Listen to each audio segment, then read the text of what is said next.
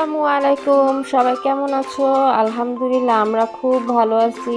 আশা করি তোমরাও ভালো আছো। তো আজকে গ্রামের বাড়িতে সবাইকে আমি দই বানিয়ে খাওয়ালাম, তো ভাবলাম তোমাদের সাথেও রেসিপিটা শেয়ার করি। চলো শুরু করি। আমি ফার্স্ট টাইমে ক্যারামেলটা করে নিব। যেহেতু আমার কাছে কোনো ফুড কালার ছিল না, আমি 2 লিটার দুধ নিয়েছি। তো 2 লিটার দুধ আমি জাল করে 1.5 লিটার করে নিয়েছি। এভাবে ক্যারামেলটা করার পর ঘন ঘন নাড়তে হবে, যাতে করে চিনির ক্যারামেলটা দুধের সাথে মিক্স হয়ে যায়।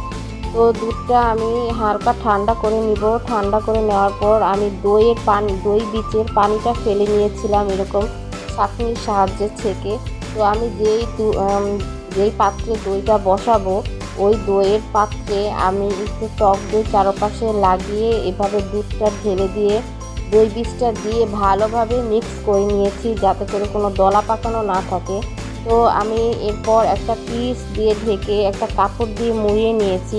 কাপড়টা দিয়ে মুড়িয়ে নেওয়ার পর আমি পাটের সালা দিয়ে ভালোভাবে মুড়িয়ে নিয়েছি। এভাবে আমি মুড়িয়ে নিয়ে 8 ঘন্টা রেখে দিব। একটা সাইডে রেখে দিয়েছি যাতে বাচ্চাদের হাতের নাগালের বাইরে থাকে। তো এইভাবে আমি রেখে দিব। রেখে দেওয়ার পর আমি একটা বড় পাতিলার সাহায্যে ঢেকে রেখেছি। তো ফিরে এলাম 8 ঘন্টা পর। দেখো দইটা কত সুন্দর জমাট বেঁধেছে। আমি অলরেডি একটু কেটে দেখেছিলাম যে পারফেক্ট হয়েছে কিনা।